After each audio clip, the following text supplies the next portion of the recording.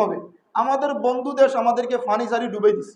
এইরকম বন্ধু থাকলে আর শত্রুর প্রয়োজন কি বলেন? এইরকম বন্ধু থাকলে আর শত্রুর প্রয়োজন কি নাই। আমরা আমাদের বন্ধু দেশ আমাদেরকে পানি দিয়ে পুরো ডুবাইয়া দিছে। পানি আসতেছে এখনো অনবরত। এমন অবস্থার অবতারণা হয়েছে যে একতলা বিভিন্ন বিল্ডিং একতলা ডুবে দ্বিতীয় তলায় পানি উঠে গেছে। মানুষ এখন উদ্ধার চাচ্ছে যে আমাদের খাবার লাগবে না, উদ্ধার দাও। বিভিন্ন অঞ্চলে খাবার যাচ্ছে, বিভিন্ন অঞ্চলে উদ্ধার চাচ্ছে যে আমাদের উদ্ধার করে দেন। শত শত লোক মারা যাচ্ছে। আপনারা যারা ভালো আছেন এটা আল্লাহর শুকরিয়া না? এই অবস্থা এই পরিবেশে এই অঞ্চলে যারা আছেন আপনাদেরও তো হতে পারতো, পারতো কি পারতো না? পারতো। তো আল্লাহ তাআলা আমাদেরকে হেফাজত করেছেন। নেয়ামতের শুকর আদায় হলো কয়েকভাবে। একটা হলো জবান দিয়ে আদায় করা আলহামদুলিল্লাহ, আরেকটা হলো জবান দিয়ে তো আদায় করব, কর্মের মাধ্যমে বুঝিয়ে দিব আল্লাহ আমি ভালো আছি, আরেক বান্দাকে ভালো রাখার চেষ্টা করতেছি, এটাও মালিকের শুকরিয়া আদায়ের একটা অন্তর্ভুক্ত। এই জন্য আমাদের বাজার থেকে একটা টিম নোয়াখালীর উদ্দেশ্যে ত্রাণ নিয়ে আগামীকাল সকালবেলা বের হবে। তো আপনারা যারা বিশেষ করে বাজারের ব্যবসায়ী ভাইরা আছেন আপনাদের কাছে এই টিম যাবে এবং জুমাতে যারা আছেন জুমার পরে আপনাদের থেকে বাইরে দাঁড়াবে। আপনারা যারা পারেন সহযোগিতা করবেন এবং স্পেশাল কোনো ব্যক্তি যদি আপনাদের হৃদয় কাঁদে, এই দৃশ্যগুলো দেখার পরে যদি আপনাদের হৃদয় কাঁদে তাহলে আমার সাথেও যোগাযোগ করতে পারেন। আপনারা আপনাদের সামর্থ্য অনুযায়ী আপনারা এখানে সহযোগিতা করতে পারেন। বন্যস্তদের মাঝে আপনারা দাঁড়াতে পারেন সহযোগিতার মাধ্যমে। আর বিভিন্ন জায়গা থেকে বিভিন্ন গ্রুপ যাবে, স্টেশন থেকেও যাবে, বাজারের আরো অন্যান্য সদস্যরাও যাবে। যারাই যাদের কাছে আসবে আপনারা সহযোগিতার হাত বাড়িয়ে দিবেন, সামর্থ্য অনুযায়ী হাত বাড়িয়ে দিবেন। তবে বাজার থেকে একটা টিম যাবে, আপনাদের প্রতিটা দোকানেও যাবে এবং কি নামাজের পরে বাহিরে দাঁড়াবে। এবং স্পেশালভাবে যদি কোনো ভাই আপনারা সহযোগিতা করার ইচ্ছা থাকে তাহলে আমার সাথেও আপনারা যোগাযোগ করতে পারেন। ইনশাল্লাহ আমি ওনাদের কাছে পৌঁছিয়ে দিব, ওনারা ত্রাণ নিয়ে আগামীকাল সকালবেলা বের হবে। অনেক ভালো আছি। আমাদের দেশে বিভিন্ন অঞ্চলের মানুষ অনেক বেশি কষ্টে আছে, যেটা ভাষায় বর্ণনা করার মতো নয়। এবং যারা রিপোর্ট করতেছে, রিপোর্টার যারা আছে ওনারা বলতেছেন যে কিছু জায়গায় এমন বন্যা হয়েছে যে বাংলাদেশের ইতিহাসে এইরকম হয় নাই। বাংলাদেশের ইতিহাসে আমরা যে বন্যাগুলির কথা শুনি, 88-র বন্যা অথবা 2004-এর বন্যা, এটা একটা লিমিট ছিল। পুরা বাংলাদেশ একটা লিমিট অনুযায়ী হয়েছে, হাঁটু পরিমাণ, কোমর পরিমাণ অথবা বুক পরিমাণ। কিন্তু বর্তমান চট্টগ্রাম, ফেনী, কুমিল্লা, নোয়াখালী, লক্ষ্মীপুর এই অঞ্চলে যে বন্যা হয়েছে, মানুষের ঘর বাড়ি পুরো তলিয়ে গেছে। যে এই বিল্ডিংগুলি আছে একতলা ডুবার পরে দ্বিতীয় তলায় পানি ঢুকে গেছে। এমন কঠিন করুণ অবস্থায় মানুষ জীবনযাপন করতেছে। তো সেই সুবাদে আল্লাহ পাক রব্বুল আলামিন আপনারা যারা এই অঞ্চলের আছেন আল্লাহ তাআলা আমাদেরকে অনেক ভালো রাখছেন, অনেক ভালো রাখছেন। এই জন্য মালিকের আলিশান দরবারে শুকরগুজার হচ্ছি। আবারও বলছি আলহামদুলিল্লাহ। মুহতারাম হাজিরিন, কালাম হাকিমের ভিতরে আল্লাহ পাক রব্বুল আলামিন একটি শব্দ দিয়ে 7টি আয়াতের পুনরাবৃত্তি করেছেন, 7 বার বলেছেন একটি শব্দ দিয়ে, সাবা মাররাত, 7 বার।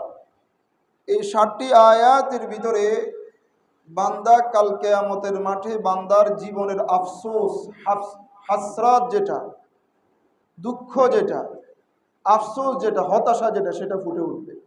কয়বার? এক শব্দ দিয়ে 7 বার, এক শব্দ দিয়ে 7 বার। বিভিন্ন শব্দে আরো অনেক আছে, তো একটা শব্দ দিয়ে 7 বার আল্লাহ পাক রব্বুল আলামিন কালাম হাকিমের আয়াতগুলিকে বিভিন্ন ভাষায় বিভিন্ন শব্দ দিয়ে আল্লাহ তাআলা বর্ণনা করেছেন। উদ্দেশ্য একটাই, বান্দা আফসোস করবে। কি করবে? আফসোস। কি করলাম, কি করলাম, কি করলাম, হায় কি হলো, কি করলাম। এই আফসোসে আফসোসে বান্দার হাসরের মাঠের আযাব আর দুঃখ দুর্দশা অনেক গুণ বেড়ে যাবে। আপনাদেরকে আমি সাধারণ একটি উদাহরণ দেই। যেই রাত্রে আপনার পেটে ব্যথা উঠবে ওই রাত্র মনে হয় শেষ হইতে চায় না। শুধু সকাল হবে কখন আর ডাক্তারের কাছে যাবে কখন, অথবা এটার সমাধান কিভাবে করা যায় কঠিন একটা সমস্যার সম্মুখীন হলে ও রাত্র আর শেষ হওয়ার নাই, শেষ হইতে চায় না। আপনি শুধু ঘড়ির দিকে তাকান, কিন্তু মনে হয় যে ঘড়ি হাঁটতেছে না, অথচ প্রতিদিনের ন্যায় প্রতি রাত্রের মতোই আজকের রাত্র অতিবাহিত হচ্ছে, কিন্তু আপনার কষ্টের কারণে, আপনার দুর্বিষহ অবস্থার কারণে রাত্রটা মনে হয় যে অনেক লম্বা হয়ে গেছে। হাসরের মাঠেও যারা মুজরিমিন হিসাবে সাব্যস্ত হবে, গুনাহগার হিসাবে সাব্যস্ত হবে, এদের কত যে জিল্লতি, কত যে অশান্তি আর কত যে কষ্টের বিভিন্ন শব্দে তারা তখন ব্যক্ত করবে। এই কষ্টগুলি, এই যন্ত্রণাগুলি দুনিয়ার কর্মের কারণে। কিসের কারণে? সবাই বলেন, দুনিয়ার কর্মের কারণে। দুনিয়ার হায়াতকে যেইভাবে পরিচালনা করার দরকার ছিল এইভাবে পরিচালনা না করে অন্যদিকে ডিভাইড করে দিয়েছে, অন্যদিকে পরিচালনা করছে, যার কারণে সেখানে হাসরত আফসোস ছাড়া আর কোনো শব্দ থাকবে না। এই বিষয়ে আল্লাহ পাক রব্বুল আলামিন কালাম হাকিমের সূরা ফুরকানের একটি আয়াতের ভিতরে বলেন, ওয়ায়াউমা ইয়া'আদ্দুয যালিমু আলা ইয়াদাইহি ইয়াকুলু ইয়া লাইতানি ইত্তাখাযতু মা'আর রাসূলি সাবিলা।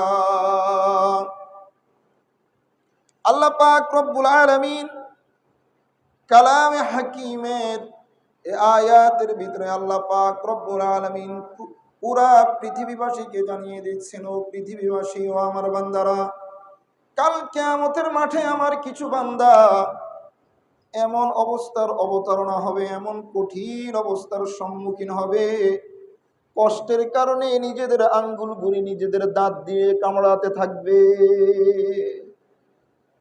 জালেমদের অবস্থা এমন হবে যে নিজেদের আঙ্গুলগুলি নিজেরা কি কামড়াতে থাকবে।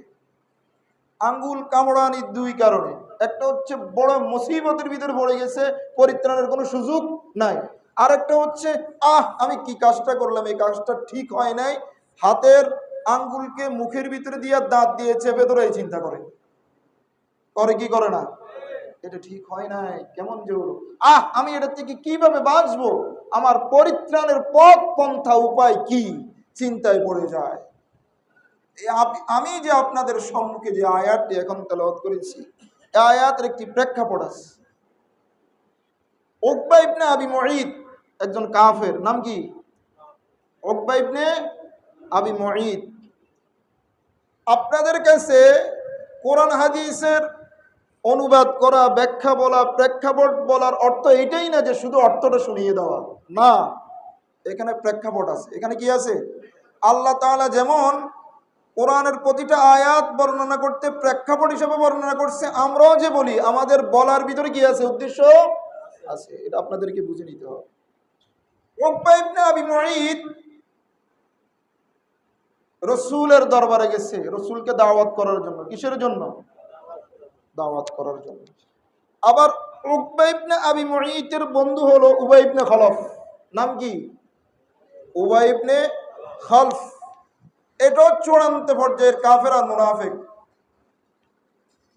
উবাই ইবনে খলফ আর উকবা ইবনে আবি মুঈত।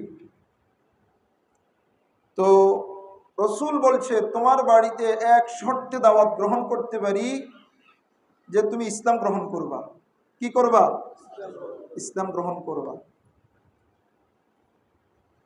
তাফসীর মাযহারের ভিতরে আমি একটু আগে দেখে আসছি, এই কথা বলার পরে যে রাসূলের মতো একজন লোক,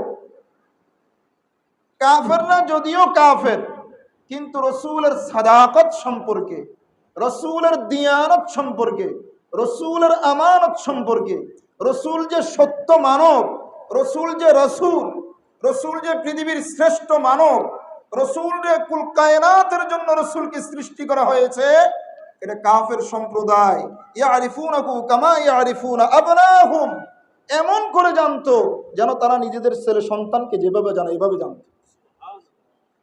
রাসূলকে এমন ভাবে জানতো, কিন্তু ক্ষমতার কারণে, অহংকারের কারণে, শক্তির কারণে, পদমর্যাদার কারণে রাসূলকে স্বীকার করে নাই। আছে না আমাদের সমাজে এরকম লোক? আছে না নাই? আছে।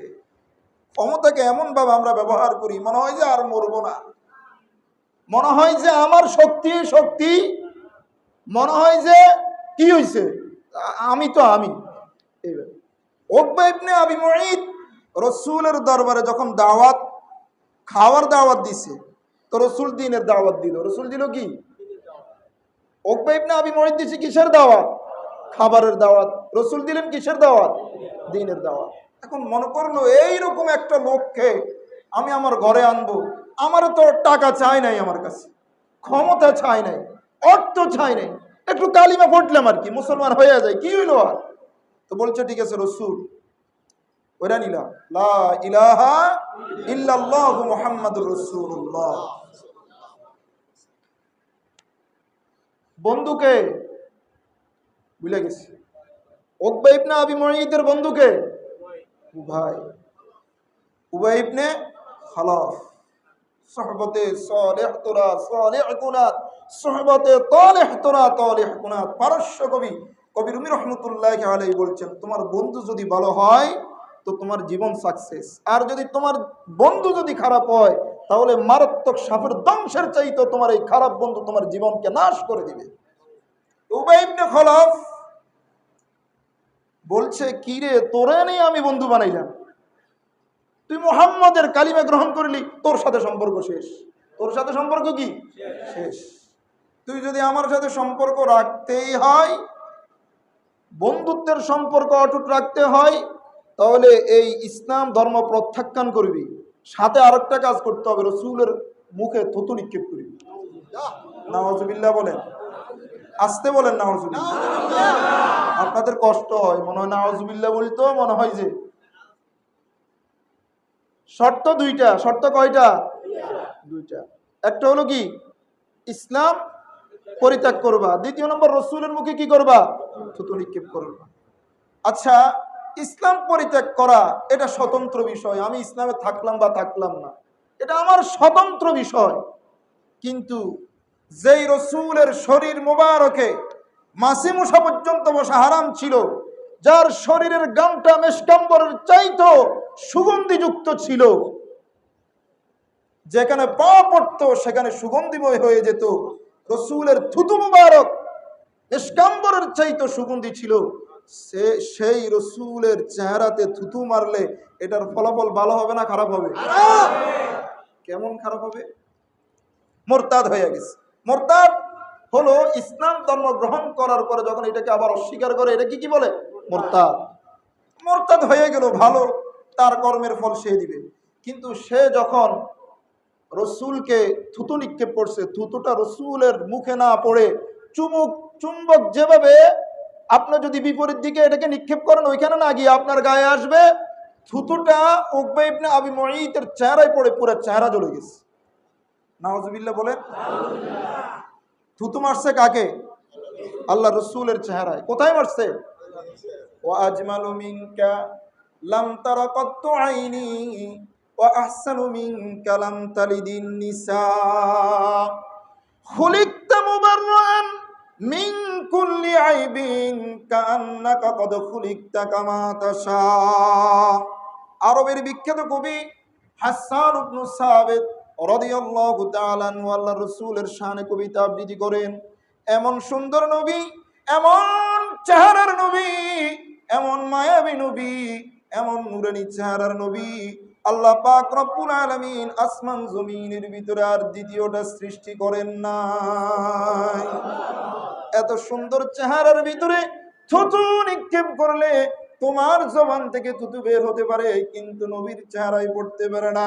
ওই চেহারা রসুলের, ওই থুতু রসুলের চেহারায় না পড়ে উকবা ইবনে আবি মুঈতের চেহারায় পড়ে চেহারাটা জ্বলে গেছে। চেহারা কি গেছে? তাফসীরের কিতাবের ভিতরে লেখে মৃত্যুর আগ পর্যন্ত জ্বলার দাগ উকবা ইবনে আবি মুঈতের চেহারার ভিতরে ছিল। আল্লাহ পাক রব্বুল আলামিন কালাম হাকিমের আয়াত অবতীর্ণ করে দিয়েছেন। ওয়ায়াউমা ইয়াদু যালিমু আলা ইয়াদাইহি ইয়াকুলু ইয়া লাইতানি ইত্তাখাযতু মা'আর রাসূলি সাবিলা।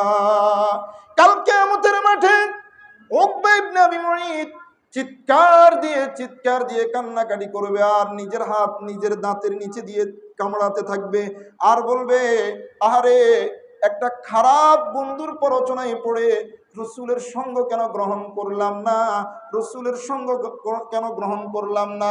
ভিন্ন আয়াতের ভিতরে আল্লাহ পাক রব্বুল আলামিন বলেন, ইয়া লাইতানি লাম আত্তাখিয ফুলানান খলিলা। উকবা ইবনে আবি মুঈত কিয়ামতের মাঠে চিৎকার দিয়ে বলবে, হায়রে আমার জীবনে আমি উকবা ইবনে আবি মুঈতকে কেন, উবাই ইবনে খলফকে কেন বন্ধু বানালাম। এই আয়াতের তাফসীর মুফাসসিরিনে কেরাম বলেন, পৃথিবীতে যেই জায়গাতে আলেম ওলামারাও নির্যাতিত হয়, পৃথিবীতে যেই জায়গাতে আলেম ওলামারাও নির্যাতিত হয়, যাদের দ্বারা নির্যাতিত হয় এরা আসলে ব্যক্তি তত খারাপ না, কিন্তু বিভিন্ন দলের চাপে পড়ে, বিভিন্ন নেতার চাপে পড়ে, ক্ষমতার লোভে, পদের লোভে, অর্থের লোভে আলেম ওলামার গায়ে হাত তুলে আলেম ওলামাকে নির্যাতিত করে। আল্লাহ তাআলা উকবা ইবনে আবি মুঈতের মতো দুনিয়াতে যেইভাবে উকবা ইবনে আবি মুঈতের চেহারাকে জ্বালিয়ে দিয়েছে, এইরকম আমরা আমাদের প্রত্যক্ষদর্শী আমাদের দেশ সহ পৃথিবীর বিভিন্ন আনাচে কানাচে বিভিন্ন প্রান্তে আমরা দেখতেছি, যারাই আলেম ওলামাদেরকে বেইজ্জতি করছে আল্লাহ তাআলা তাদেরকে দুনিয়াতে চরম লাঞ্ছনার জিন্দেগি দান করছে, পরকালে তো জাহান্নাম নির্ধারিত আছেই। কথা ঠিক না ঠিক? আমরা দেখতে পাচ্ছি আলেমদের হাতে হাত কড়া লাগানো হয়েছে, আলেমদের মাজায় রশি বাঁধা হয়েছে, হাতে পায়ে বেড়ি লাগানো হয়েছে। এরা এখন চূড়ান্ত পর্যায়ের নির্যাতিত। এটার কোনো ভাষায় প্রকাশ করার মতো নয়। কারণ বন্ধু খারাপ ছিল। বন্ধু কি ছিল? খারাপ ছিল, দোসর খারাপ ছিল। আল্লাহ পাক রব্বুল আলামিন কালামে হাকিমের ভিতরে সে আয়াতটি বলছেন, ইয়া লাইতানি লাম আত্তাখিয ফুলানান খলিলা। চিৎকার দিয়ে বলবে, কেন অমুককে আমি বন্ধু বানালাম, কেন অমুককে আমি বন্ধু বানালাম, কেন অমুককে আমি বন্ধু বানালাম। আল্লাহ পাক রব্বুল আলামিন এই আয়াতের তাফসীরের ভিতরে মুফাসসিরিনে কেরাম বলছেন, এই আয়াতের বিধান কিয়ামত পর্যন্ত, কই পর্যন্ত? কিয়ামত পর্যন্ত যারা এই উলামায়ে কেরামের সাথে মানহানিমূলক আচরণ করবে, বেইজ্জতি শব্দ সূচক ব্যবহার করবে, ইজ্জত দিয়ে কথা বলবে না, আল্লাহ পাক রব্বুল আলামিন তাদেরকে পদে পদে জায়গায় জায়গায় এমন লাঞ্ছনার গঞ্চনার জীবন দিবে, এদের দুঃখ দুর্দশার শেষ হবে না। কার কথা? আল্লাহর কথা। আল্লাহ পাক রব্বুল আলামিন বলেন, ওয়া ইয়াউমা ইয়া'আদ্দুয যালিমু আলা ইয়াদাইহি ইয়াকুলু ইয়া লাইতানি ইত্তাখাযতু মা'আর রাসূলি সাবিলা ইয়া লাইতানি লাম আত্তাখিয ফুলানান খলিলা। আল্লাহ পাক রব্বুল আলামিন সূরা নাবার 30তম পারার শেষ আয়াতের অংশ বিশেষের ভিতরে বলেন, ইয়া লাইতানি কুনতু তুরাবা। এমন কষ্টের সম্মুখীন হবে, এমন আযাবের সম্মুখীন হবে এই সমস্ত লোকগুলি, বলবে, আজকে যদি মানুষ না হয়ে যদি পশু পাখি হতাম, গাছপালা তৃণলতা হতাম, তো শাস্তির সম্মুখীন হওয়া লাগতো না, মাটির সাথে মিশে যেতাম। অথচ মানুষকে আল্লাহ পাক রব্বুল আলামিন আশরাফুল মাখলুকাত বানিয়েছেন। কি বানিয়েছেন? আশরাফুল মাখলুকাত। সকল সৃষ্টির সেরা হলো কে? মানুষ। কথা বলেন, সকল সৃষ্টির সেরা কে? মানুষ। আল্লাহ পাক রব্বুল আলামিন বলেন, ওয়ালাকাদ কাররামনা বানি আদম। আল্লাহ পাক রব্বুল আলামিন বলেন, মানুষকে, বনি আদমকে আমি আল্লাহ সকল সৃষ্টির ভিতরে সম্মান দান করেছি। সুবহানাল্লাহ। সকল সৃষ্টির ভিতরে বনি আদমকে আমি আল্লাহ কি দিয়েছি? সম্মান দিয়েছি। সেই বনি আদম যাদেরকে সকল সৃষ্টির ভিতরে সেরা বানিয়েছেন, সেরা সৃষ্টিটা বলবে, নিজের শ্রেষ্ঠত্বের দিকে লক্ষ্য না করে বলবে, আমি যদি কি হয়ে যেতাম? মাটি হয়ে যেতাম। কেন? ওই যে দুনিয়ার কর্ম ভালো ছিল না, দুনিয়ার কর্ম ভালো ছিল না, দুনিয়ার কর্ম ভালো ছিল না, যার কারণে এখন মাটি হওয়ার আকাঙ্ক্ষা করতেছে। মানুষ না হয়ে যদি মাটির সাথে মিশে যেতাম, মানুষ না হয়ে যদি চতুষ্পদ যন্ত্র হতাম, মানুষ না হয়ে যদি গাছপালা তৃণলতা হতাম, তো আজকে মাটির সাথে মিশে যেতাম, হিসাবের সম্মুখীন হওয়া লাগতো না, হিসাবের সম্মুখীন হওয়া লাগতো না। কেমন অন্যায় করলে, কেমন অবিচার করলে, কেমন জুলুম করলে এই লাঞ্ছনার গঞ্চনার জীবন যাপন করে আর এইরকম শব্দ মুখ দিয়ে বের হয়, ইয়া লাইতানি কুনতু তুরাবা। মাটি কেন হলাম না, মাটির সাথে কেন মিশে গেলাম না? একটু চিন্তা করছেন কত কঠিন সমস্যার সম্মুখীন হলে এই রকমের শব্দ ব্যবহার করতে পারে? এই রকমের আফসোস করতে পারে, এই রকমের দুঃখ করে বলতে পারে। আল্লাহ পাক রব্বুল আলামিন কালামে হাকিমের ভিন্ন একটি আয়াতের ভিতরে বলেন, ইয়া লাইতানি কদ্দামতু লিহায়াতি, ইয়া লাইতানি কদ্দামতু লিহায়াতি, ইয়া লাইতানি কদ্দামতু লিহায়াতি। আফসোস করে করে বলবে, আহ, পরকালের জন্য তো কিছুই পাঠাই নাই, আমেরিকা, কানাডা, ইউরোপ পাঠাইছি সব। কোথায় পাঠাইছি? আমেরিকাতে পাঠাইছি। পাঠাইছি কোথায়? America, Canada, Australia, London, England. হাজার হাজার কোটি টাকার পাচার হয়েছে বহির্বিশ্বে। আর নিজেদের দেশের মানুষ এখন দ্রব্যমূল্যের ঊর্ধ্বগতির কারণে মানুষের জীবন বাঁচানো কষ্ট হচ্ছে। কাল কিয়ামতের মাঠে চিৎকার দিয়ে বলবে, ইয়া লাইতানি কদ্দামতু লিহায়াতি, আহ, পরবর্তী জীবনের জন্য কেনই কিছু করলাম না, কেন পরবর্তী জীবনের জন্য কিছু পাঠালাম না, কেন কেন ব্যাংক ব্যালেন্স জমা করলাম আর বিদেশে অট্টালিকা তৈরি করলাম আর নিজেদের আলিশান জীবন যাপন করলাম, কেন কিছু পরকালের জন্য করলাম না, কেন আল্লাহকে ভয় করলাম না। চিৎকার দিয়ে বলবে, কার কথা? আল্লাহ। সবাই বলেন, কার কথা? আল্লাহর কথা। ইয়া লাইতানি কদ্দামতু লিহায়াতি, ইয়া লাইতানি কদ্দামতু লিহায়াতি। সূরা ফাজর 30তম পারার সূরা ফাজরের ভিতরে আল্লাহ পাক রব্বুল আলামিন বলেন, বান্দা চিৎকার দিয়ে বলবে। এই চিৎকার কত কঠিন আর কত ভয়াবহ রূপ ধারণ করবে, যে চিৎকারটা শুনবে আর যে দিবে সে ছাড়া কেউ বলতে পারবে না। হাসরের মাঠের চিৎকারটা কত ভয়ঙ্কর হবে, কত ভয়ঙ্কর হবে। চিৎকার এমন দিবে, চোখ দিয়ে, নাক দিয়ে, কান দিয়ে রক্ত বের হয়ে যাবে। কেমন চিৎকার, কেমন কষ্টের সম্মুখীন হবে। ইয়া লাইতানি কদ্দামতু লিহায়াতি, ইয়া লাইতানি কদ্দামতু লিহায়াতি। আহ, এ চিৎকার দিবে, আহ বলে চিৎকার দিবে, হায় বলে চিৎকার দিবে, আর বলবে, কেন পরকালের জন্য কিছু পাঠালাম না, কেন পরকালের জন্য কিছু পাঠালাম না, কেন পরকালের জন্য কিছু পাঠালাম। এই চিৎকার দিতে থাকে। আমরা বলি, কিন্তু আমাদের ভিতরে ভয় আসে না। মনে হয় যে হুজুররা বানাই বানাই কথা বলে, হুজুররা নিজেদের থেকে কত কথাই বলে। আমাদের দায়িত্ব হলো, ইয়া আইয়ুহার রাসূল বাল্লিগ। আল্লাহ রসুলকেও আল্লাহ তাআলা সম্বোধন করে বলেছেন, হে রসুল, আপনি পৌঁছিয়ে দেন। আপনার দায়িত্ব পৌঁছিয়ে দেওয়া। লাস্তা আলাইহিম বিমুসাইতির। আপনাকে দারোগা বানাইনি যে ফিরে ফিরে ঠিক করেন। আপনি শুধু বলে দেন। আপনি কি করেন? বলে দেন, পৌঁছাই দেন, পৌঁছিয়ে দেন। আপনার দায়িত্ব খালাস, আপনার দায়িত্ব কমপ্লিট হয়ে যায়। আপনি শুধু বলে দেন, লাস্তা আলাইহিম বিমুসাইতির। আপনাকে দারোগা বানানো হয়নি যে ফিরাইয়া আপনি ঠিক করবেন না, বলে দেন।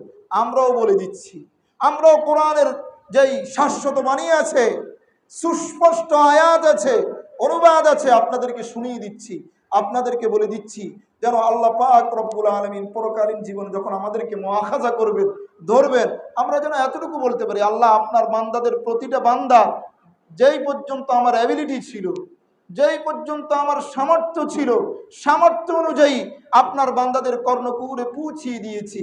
আয় আল্লাহ, আপনি তো বলেছেন লাস্তা আলাইহিম বিমুসাইতির। আপনি আপনার রসুলকে লক্ষ্য করে বলছেন, হে রসুল, আপনাকে দারোগা বানাই নাই। তা আমরা তো আপনার রসুলের দুর্বল উম্মত ছিলাম, আমরা তো আরো দুর্বল ছিলাম, শুধু পৌঁছিয়ে দিয়েছি, আর কিছু করার আমাদের ছিল। আমরা বলতে পারবো, আমরা বলতে পারবো, এই জন্য আপনাদেরকে শুনিয়ে দিচ্ছি। আল্লাহ পাক রব্বুল আলামিন ভিন্ন আয়াতের ভিতরে বলেন, ইয়া লাইতানি লাম উতা কিতাবিয়া। আমরা যারা দুনিয়াতে চুরি, ডাকাতি, বাটফারি, গুম, খুন, হত্যা, বেবিচার, টাকা বছর, এই যে কত রকমের কত কিছু করছি, এগুলি যদি কিছুই লেখা না হইতো, খুশি হইতো না বান্দা? কি বলেন? সবাই বলেন। একেবারে কিছুই লিপিবদ্ধ যদি না হইতো, খুশি হইতো না? যা করার করছি তো করছি, কিছুই তো লেখা হয়নি, কিছুই তো নাই। কি বলেন? আপনারা কি আমার কথা বুঝেন?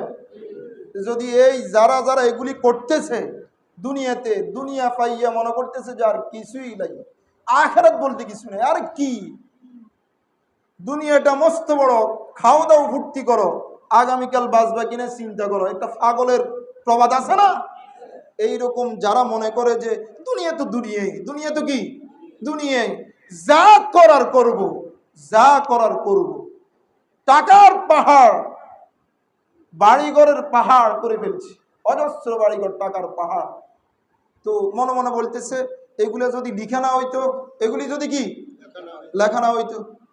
আমার ছোট্ট উদাহরণ হলো, দুনিয়াতে যদি এই রকম অবৈধ পথে ইনকাম করার পরে, টাকা জমানোর পরে যদি দুনিয়ার প্রশাসনের কারণে, দুনিয়ার ক্ষমতার কারণে যদি ধরা খেয়ে যায়, দুদকের কাছে, প্রশাসনের কাছে জেল জুলুম হয়, যে আহকামুল হাকিমিন আপনাকে আপনাদেরকে আমাকে যে তৈরি করেছেন তিনার কাছে রিপোর্ট আছে না নাই? একটু আওয়াজ দিয়ে বলেন আছে না নাই? কত কঠিন ভাবে আছে, কত কঠিন ভাবে আছে। মালি হাদাল কিতাব লা ইউগাদিরু সগীরাতান ওয়ালা কাবীরাতান ইল্লা আহসাহা ওয়া ওয়াজাদু মা আমিলু হাদিরা ওয়ালা ইয়াযলিমু রাব্বুকা আহাদা। আল্লাহ পাক রব্বুল আলামিন কালামে হাকিমের সূরাতুল কাহফের 15তম পারার সূরাতুল কাহফের ভিতরে বলেন, যারা দুনিয়ার ক্ষমতা পাইয়া, দুনিয়ার অর্থ পাইয়া, দুনিয়ার শক্তি পাইয়া, দুনিয়ার অর্থ করি পাইয়া মালিককে ভুলে গিয়ে শুধু গুনাহ করে আর মনে করতেছে গোপনে করলাম, অমুক জায়গায় করলাম, তমুক জায়গায় করলাম, বিদেশে গিয়ে করলাম, গভীর গভীর রজনীতে করলাম, রিসোর্টে করলাম, এইরকম গোপন জায়গাতে করলাম, অমুক জায়গাতে করলাম, তমুক জায়গাতে করলাম, আর মনে করতেছে কেউই দেখে নাই, কেউই দেখে নাই, এটা সিক্রেট ছিল, এটা সিক্রেট ছিল। আল্লাহ পাক রব্বুল আলামিন বলেন, না বান্দা, সিক্রেট যদিও দুনিয়াতে থাকে, আমার আদালতে সিক্রেট বলতে কোনো শব্দ নাই। কথা ঠিক না বেঠিক? আল্লাহর আদালতে কোনো সিক্রেট আছে? কথা বলেন, কোনো সিক্রেট আছে? নাই। মালি হাদাল কিতাব, বান্দার কাছে যখন কিতাব দিয়ে দেওয়া হবে, কিতাব মানে কি? আমলনামা। কিতাব মানে কি? আমলনামা যখন দিয়ে দিবে, তো বান্দা বলবে লা ইউগাদিরু সগীরাতাও ওয়ালা কাবীরাতান ইল্লা আহসাহা।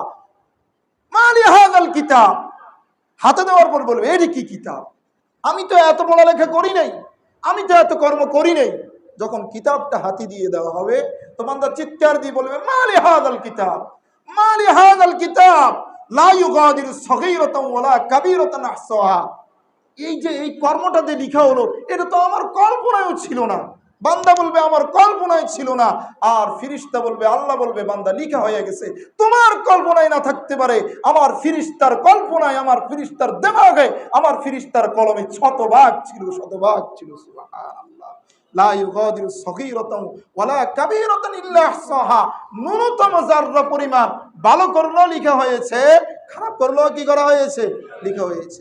তো বান্দা যখন গুনাহের পাহাড় দেখতে পারবে, এক পর্যায়ে বিশাল গুনাহের আমলনামা দেখতে পারবে, বান্দার হাতে যখন আমলনামা দিয়ে দেওয়া হবে, বান্দা চিৎকার দিয়ে বলবে, চিৎকার দিয়ে বলবে ইয়া লাইতানি লাম উতা কিতাবিয়া।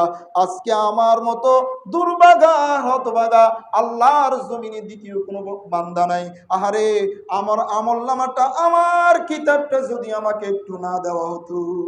কি বলবে? কিতাবটা যদি একটু না দেওয়া হতো, কতই না ভালো হতো যদি আমার আমলনামাটা আমাকে না দিত। লাম উতা কিতাবিয়া, লাম উতা কিতাবিয়া, ইয়া লাইতানি লাম উতা কিতাবিয়া। চিৎকার দিয়ে বলবে, আজকে যদি আমার আমলনামাটা যদি আমাকে না দেওয়া হতো। অথচ দিবেন কি দিবেন না? একটু আওয়াজ দিয়ে বলেন, আমলনামা দিবেন কি দিবেন না? বাঁচতে পারবো? এত এত এত আল্লাহর কাছে ওই বান্দা সেরা, যে বান্দা গুনাহ করার পরে স্বীকার করে। এখন এমন হয়ে গেল, গুনাহ করবে, কেউ বলতেও পারত না। ও তুমি চুরি করছো, আমি চুরি করলে সমস্যা কি, তুই বললি কে? আমাদের সমাজটা, আমাদের এরিয়াটা এরকম হয়ে গেল, গুনাহ আমি করলাম, আমি চুরি করলাম, তুই বললি কে? কি কয় কথা? আপনারা কি আমার কথা বুঝেন? আমি চুরি করব, তুই বললি কেন? আচ্ছা আমি বলি নাই, কিন্তু আমি দেখছি। দেখলি কে? কি কয়? দেখলি কে? এটাও কি আমার দোষ? তুমি চুরি করছো, এটার দোষ নাই, আর আমি দেখলাম কেন, এটা দোষ। এমন হয়ে গেল। অথচ আল্লাহ পাক রব্বুল আলামিন বলবেন, বান্দা না, এগুলি দুনিয়াতে তুমি থ্রেট দিয়েছো, দুনিয়াতে তুমি থ্রেট দিয়েছো, দুনিয়াতে তুমি বাকরুদ্ধ করেছো, বলার ক্ষমতা রুদ্ধ করেছো, কিন্তু আখিরাতে তো আমি আল্লাহ। লিমানিল মুলকুল ইয়াউম, লিমানিল মুলকুল ইয়াউম লিল্লাহিল ওয়াহিদিল কাহ্হার। আল্লাহ পাক রব্বুল আলামিন হাশরের মাঠে চিৎকার দিয়ে বলবেন, আল্লাহ আল্লাহর জালালিয়তের শব্দ দিয়ে বলবেন, আল্লাহ আল্লাহর কাহ্হারিয়তের শব্দ দিয়ে বলবেন, ও দুনিয়াবাসী, হাশরের মাঠে আমার বান্দারা, আজকের রাজত্ব কার? আপনারা তো এখন বলছেন আল্লাহর, সেখানে এটা বলবে না ভয়ে। আপনার যখন একটা ছাত্র পুরা ফয়রা ক্লাসে গেছে, টিচার স্বাভাবিক ভাষায় না বলে যখন ঝাড়ি দিয়ে বলে এ পড়া বলো, তো সে যেটা শিখছে এটাও ভুলে যায়, যেটা শিখছে এটাও কি ভুলে যায়। ভুলে যায় কি যায় না? ভয়ে ভয়ে। আল্লাহ পাক রব্বুল আলামিন এইভাবে থ্রেট দিয়ে বান্দাদেরকে বলবেন, চিৎকার করে বলবেন, লিমানিল মুলকুল ইয়াউম, আজকের রাজত্ব কার? চিৎকার দিয়ে বলবেন। সবাই চুপ, সবাই চুপ, কেউই কোনো শব্দ উচ্চারণ করবে না। আল্লাহর প্রশ্নের উত্তর আল্লাহ নিজেই দিয়ে দিবেন, লিল্লাহিল ওয়াহিদিল কাহ্হার। রাগান্বিত আল্লাহর ক্ষমতা, আজকের দিনের ক্ষমতা রাগান্বিত আল্লাহ। আজকের দিনের ক্ষমতা কার? আল্লাহ। এভাবে কেউই বলবে না। দুনিয়াতে আমাদের ক্ষমতা চলে, পরকালে ক্ষমতা চলে না। চলে? বলেন চলে? এক মুহূর্তের জন্য চলবে, একদিনের জন্য চলবে, এক মাসের জন্য চলবে। ক্ষমতাও চলবে না, অর্থও চলবে না, শক্তিও চলবে না, সব ব্যান করে দেওয়া, সব বাদ হয়ে যাবে। আর বান্দা চিৎকার দিয়ে বলবে, ইয়া লাইতানি ইলাম উতা কিতাবিয়া, আহ আমার আমল নামাটা যদি আমাকে না দেওয়া হতো। আবার বান্দা বলবে, ইয়া লাইতানা আতানাল্লাহ ওয়া আতানার রাসূলা, কেন দুনিয়াতে অমুককে বন্ধু বানালাম, অমুক হারামখোরকে কেন বন্ধু বানালাম, ওই অমুক চাঁদাবাজকে কেন বন্ধু বানালাম, অমুক জালেমকে কেন বন্ধু বানালাম, অমুক জালেমের কেন অনুসরণ করলাম, অমুক হারামখোরের কেন অনুসরণ করলাম, অমুক জালেমের কেন অনুসরণ করলাম। চিৎকার দিয়ে বলবে, আজকে হাসরের মাঠটা আমার ভালো হতো যদি আল্লাহ আল্লাহর রসুলের আনুগত্যটা শতভাগ করতাম। আমরা সবাই তো চাই যে একটু আল্লাহর অনুগত্য করি, রসুলের অনুগত্য করি, চাই কি চাই না? কথা বলেন, চাই কি চাই না? কিন্তু দুনিয়ার মোহে পড়ে আমরা ভুলে যাই, আবার গলত রাস্তায়, আবার ভুল পথে আমরা পা রাখি, রাখি কি রাখি না? অথচ সেখানে চিৎকার দিয়ে বলবে, ইয়া লাইতানা আতানাল্লাহ ওয়া আতানার রাসূলা, যদি আল্লাহ এবং আল্লাহর রাসূলের আনুগত্যশীল বান্দা হতাম, হাসরের মাঠটা আমার সাকসেস হয়ে যেত। আবার বান্দা চিৎকার দিয়ে বলবে, ইয়া লাইতানি কুনতু মাআকুম ফাফুযা ফাওজান আযীমা, আরে দুনিয়াতে এমন কাজ কেন করলাম, আলেম ওলামার বিরুদ্ধে মিথ্যা সাক্ষ্য দিলাম, আল্লাহ ওয়ালাদের বিরুদ্ধে মিথ্যা সাক্ষ্য দিলাম, আলেম ওলামাদেরকে লাঞ্ছনার গঞ্চনার জীবন দিয়ে দিলাম। আজকে তো হাসরের মাঠে তারা সাকসেস হয়ে গেছে, আমরা না কাম হয়ে গেলাম। আজকে যদি তাদের পক্ষ অবলম্বন করতাম, তারা যেমন সফল কাম হয়ে গেছে, সফল কাম ওয়ালাদের সাথে আমরাও সফল কাম হয়ে যাইতাম। সুবহানাল্লাহ। কার কথা? ইয়া লাইতানি কুনতু মাআহুম, যদি আমি তাদের সাথে থাকতাম। কি বলবে? কথা বলে, যদি আমি তাদের সাথে থাকতাম। যারা উম্মতের লিডার ছিল শরীয়তের দিক থেকে, ইসলামের দিক থেকে, যদি আমি তাদের সাথে থাকতাম। কার কথা? আল্লাহর কথা। আল্লাহ বান্দা কিভাবে বলবে? আল্লাহ বলে দিচ্ছে, ইয়া লাইতানি কুনতু মাআহুম, আমি যদি তাদের সাথে থাকতাম। যারা আরবি গ্রামার বুঝেন, কোরআন বুঝেন, মাআহুম, তাদের সাথে যদি থাকতাম, ফাফুযা ফাওজান আযীমা, তাহলে তারা যে এরকম সফলতার শীর্ষ শিখরে পৌঁছে গিয়েছে, আজকে আমিও সফলতার শীর্ষ শিখরে পৌঁছে যেতাম। সুবহানাল্লাহ, সুবহানাল্লাহ। আফসোস করবে দুনিয়াতে সঙ্গ না দেওয়ার পরে আখিরাতে আফসোস করলে কোনো লাভ হবে? কথা বলেন, কোনো লাভ হবে? তো আল্লাহ পাক বলছেন ফাফুযা ফাওজান আযীমা। আবার বলবে, ইয়া লাইতানি মিততু ক্বাবলা হাযা ওয়া কুনতু নাসিয়াম মানসিয়া, এই অন্যায় অপরাধগুলো করার পূর্বেই যদি আমার মৃত্যুটা হয়ে যাইত। কি বলবে? এই অন্যায় অপরাধগুলি করার পূর্বেই যদি মৃত্যু হয়ে যাইত, তাহলে তো বাইচা যাইতাম। তাহলে কি করতাম? বাইচা যাইতাম। কিন্তু আমরা অপরাধ করার পরে বলি, অপরাধ একটু করি না, পরে মাফ চাইয়া নিন। কি কয়? অপরাধ একটু কইরা নি, পরে কি করব? মাফ চাইয়া নিব। কিন্তু আপনি যে মাফ চাইবেন, আপনি যে আল্লাহর কাছে ক্ষমা চাইবেন, এটার সুযোগ যে আল্লাহ দিবে, এটা কি আপনার সাথে আল্লাহর সাথে কন্ট্যাক্ট হয়েছে? কথা বলেন, একটু আওয়াজ দিয়ে বলেন, কন্ট্যাক্ট হয়েছে? না। আপনি পালানোর সুযোগ তো পাইবেন, এমন ভাবে আল্লাহ আপনাকে পাকড়া করবে, আপনি পালানোর সুযোগটাও পাবেন। কার কথা? আল্লাহর কথা। আল্লাহ বলবে ফাইনাল মাফার, বান্দা কোথায় পালাচ্ছ? ফাইনাল মাফার, ফাইনাল মাফার, কোথায় পালাচ্ছ? এমন এক মাঠে এসে তুমি ধরা খেয়েছো, পালানোর জায়গা নাই। এমন এক মাঠে এসে তুমি ধরা খেয়েছো, পালানোর জায়গা নাই। আবার বান্দা চিৎকার দিয়ে বলবে ইয়া লাইতানি লাম উশরিক বিরব্বি আহাদা, ইয়া লাইতানি লাম উশরিক বিরব্বি আহাদা। বান্দা হাসরের মাঠে চিৎকার দিয়ে বলবে আহারে শিরিক যদি না করতাম, শিরিক যদি না করতাম, আল্লাহর সাথে যদি কাউকে শরিক না করতাম, আজকের হাসরের মাঠের জীবনটা সাকসেস হয়ে যাইত। আল্লাহ এভাবে শুধু চিৎকার দিতে থাকবে হাসরের মাঠে। কিন্তু দুনিয়ার জীবন যদি আমরা ঠিক না করি, পরকালে এই রকমের হাসরত করে চিৎকার দিয়ে কোনো লাভ হবে? তাহলে এখন থেকে আমাদের জীবন পরিশুদ্ধ করার দরকার আছে না নাই? কথা বলেন, সবাই বলেন, পরিশুদ্ধ করার দরকার আছে না নাই?